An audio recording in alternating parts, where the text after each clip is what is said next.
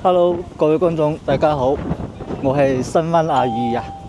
阿宇咧今日咧就係準備帶大家去睇一套109個方，現業主咧佢買翻嚟嗰時咧就係160幾萬，即係大概170萬嘅樣，即係加埋稅嘅話就係170幾萬。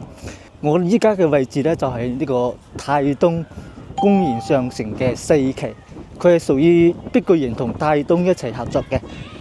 咁我哋依家就喺佢嘅樓下嘅，我哋可以轉個鏡頭俾大家睇下佢呢度嘅地箱，可以見到啦，佢呢度啲地箱啊都開得七七八八噶啦，人氣咧都係好旺嘅。然後咧周邊啊填滿晒啲車喺度嘅。然後我哋依家可以見到啲細蚊仔喺度放緊學，因為咧佢下邊嗰度咧係有間學校嘅，係大亞灣西區第7小學嘅。好啦，我哋啱先都講到咧，佢係109個方，3房2廳2衛嘅。現業主買翻嚟嗰時咧就係去到170幾萬，然後依家放出嚟嘅價錢咧係81萬，紅本在手，冇抵押冇欠款，即係隨時可以過戶交易嘅。然後佢下邊啲地箱開得好多嘅，佢呢度咧人氣啊都係幾多嘅。然後我哋沿住呢條路咧一直行大概係10分鐘嘅話就去到嗰個吳悅廣場嘅。因為咧除咗你下邊嘅地箱啊可以滿足日常嘅生活需求之外咧，咁你去到大型嘅超市咧就係嗰個吳悅廣場啦。吳悅廣場咧佢係大亞灣最大嘅3個商場之一，其實都係呢3個商場之中最大嗰個。我哋可以見到佢樓下都係有啲攤販啊，然後擺攤嘅。好啦，咁我哋依家就準備去，然後佢大門咧就喺前面嗰度。我哋依家睇嘅係30座，即係從我呢個位置咧可以大概睇得到，就係前面嗰一棟，就係呢一棟啦。好，事不宜遲，我哋依家出發。好啦，咁我哋依家就上到佢呢套單位嘅屋門口啦。佢呢度咧係2梯6伙嘅，可以見到呢兩邊有2個電梯，嗰邊係3伙，然後呢邊係3伙嘅。咁我哋就從呢個門口開始講起好嗎？好，咁我哋可以見到佢門口呢個地方咧，其實咧都可以擺鞋櫃嘅，但係我哋香港朋友咧，好多人都會話呢度係公共嘅地方，但係如果喺我哋內地嘅話，我哋可以睇到都係會擺啲雜物啊或者鞋櫃喺度嘅。但係佢呢度有個水標房，但係唔會話阻住佢，只要我哋唔阻住佢哋公家要做嘢就得啦。咁我哋入去睇下，從門口呢度入嚟睇咧，咁佢呢邊你可以做一排嘅電子櫃啊，到頂嘅都得嘅。然後入到門咧，呢度有第一間房。呢間房如果我哋唔需要住到咁多人嘅情況下，可以擺雜物都得嘅。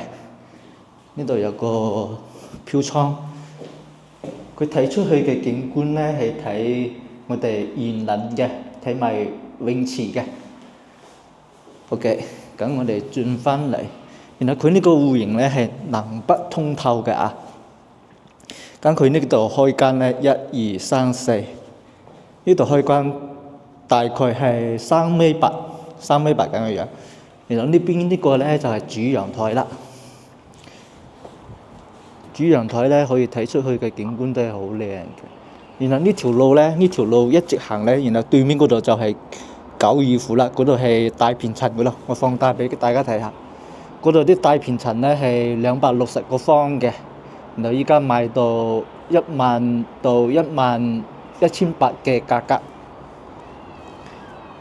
好，咁我哋轉翻嚟睇，呢度係餐廳，呢個餐廳都夠闊，你擺張6人位啊、8人位嘅都係完全冇問題嘅。然後呢邊係廚房啦，廚房咧可以睇到佢有個明窗嘅，下邊可以擺個洗碗機啊，或者消毒櫃。然後呢邊咧就係呢個二樓嘅雪櫃嘅位置呢邊。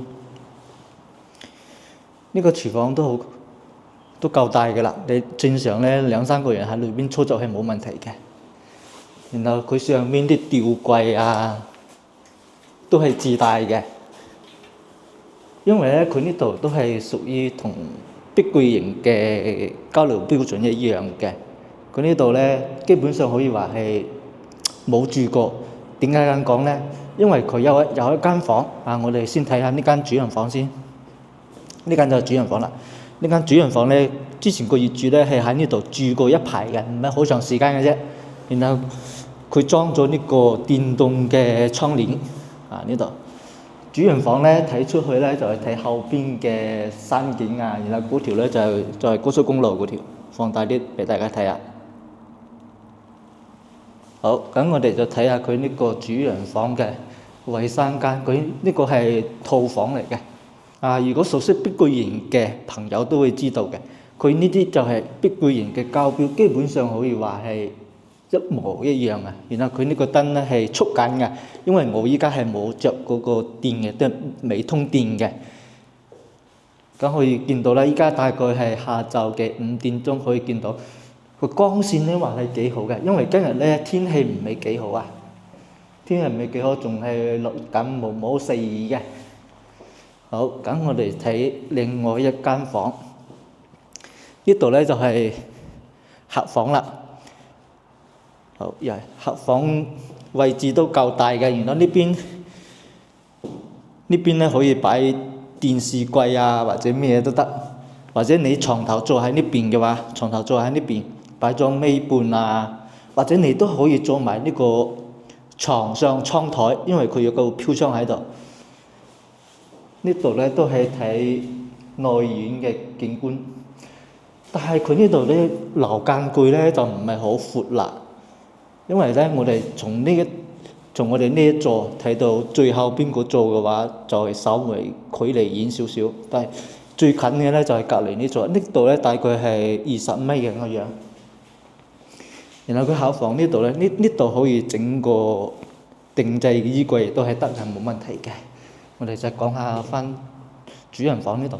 主人房呢度其實佢真係好夠大嘅，你擺張尾白啊，尾白嘅床，然後呢邊整個電子衣櫃，呢度仲有空間，呢度可以整個梳妝台啊咩，或者你喺嗰邊整個梳妝台，係嘛？好，咁我哋出翻嚟就係望下佢呢個南北通透嘅。咁我哋啱先睇咗呢個主露台啦，咁我哋睇下呢個生活嘅露台。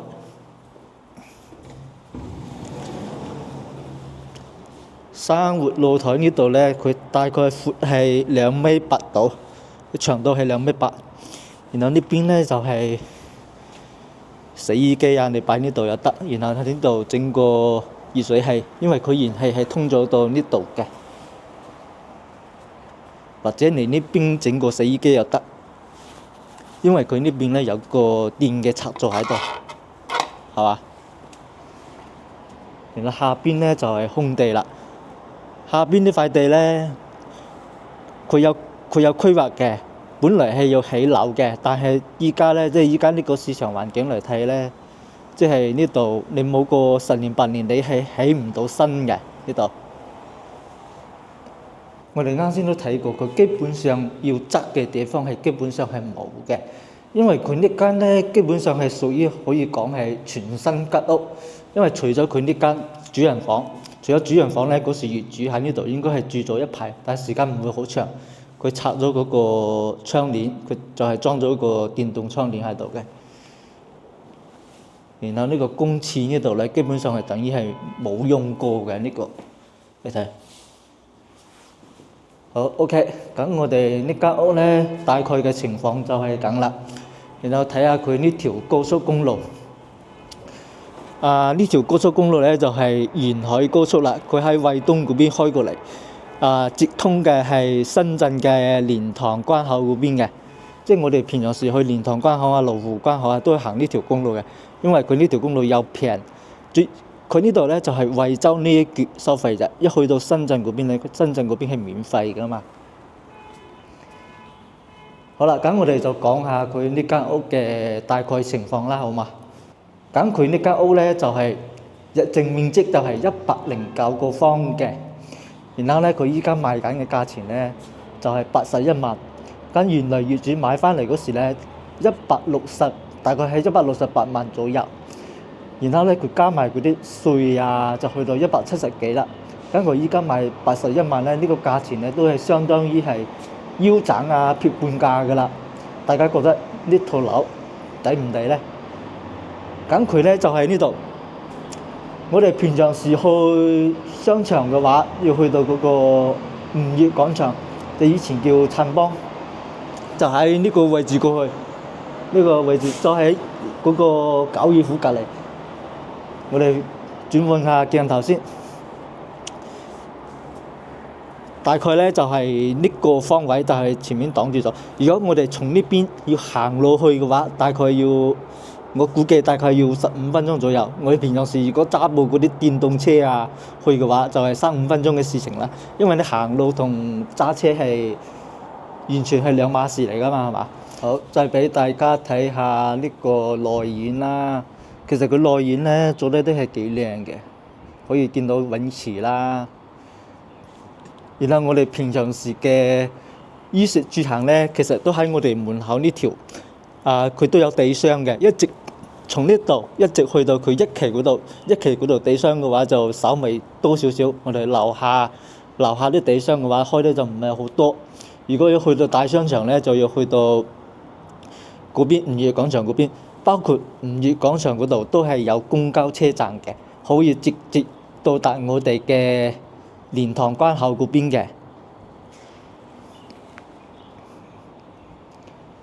好啦，咁我哋呢間屋咧就係大概睇得差唔多啦。咁依家咧呢個業主咧就係賣緊81萬，然後咧紅本在手。稅費嘅話大概係有個契稅同埋有個個人所得稅。咁呢間屋嘅原業主咧，佢都係接受分期付款，即係按揭上會嘅。首付咧可以做到最低係1.5成，1.5成加81萬咧就大概係13萬左右。完全如果你唔想出咁多銀碼，你可以上會，咁你就交個人所得稅同埋一個契稅，呢兩個都係交俾國家嘅。但係呢個有一個問題。佢個人所得稅咧應該可以去沖抵嘅，因為佢原來買入嘅價錢大概係就計佢170萬，依家賣出去係81萬，咁佢之間就有個價差，咁我哋就可以申請去沖抵呢個個人所得稅，咁剩低嘅話就係得一個契稅，契稅係一個點，就大概係8000幾蚊啦。如果就按照呢個房依家嘅賣價啦。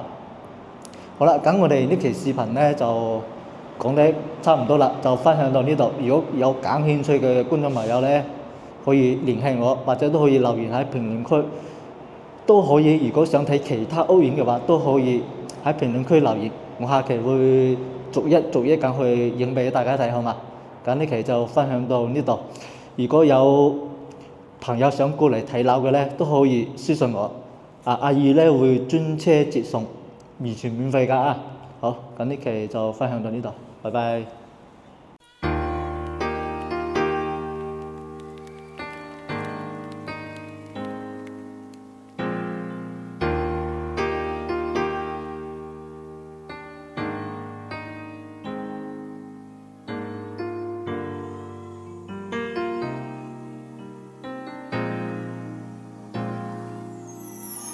如果痴痴的等，某日終於可等到一生中最愛，誰介意你我這段情，每碰上了意外，不清楚未來，何曾願意我心中所愛，每天要孤單看海，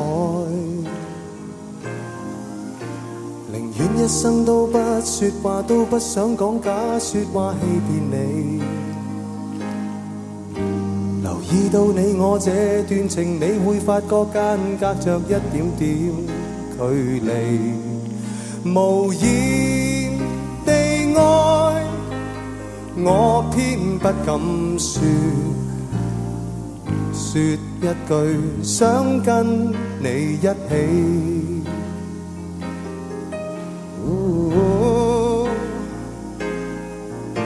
如真如假，如何分身飾演自己，會將心中的溫柔獻出給你唯有的知己。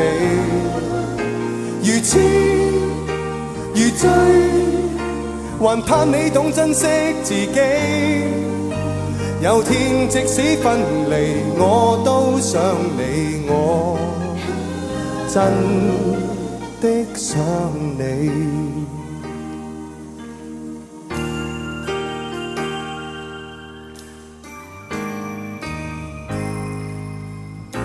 有請我今晚嘅特別嘉賓譚詠麟先生。寧願一生都不說話，都不想講假說話欺騙你。誰要你我這段情，每發覺碰着一點點距離，無言地愛，我偏不敢說。Hello， 說一句想跟你一起。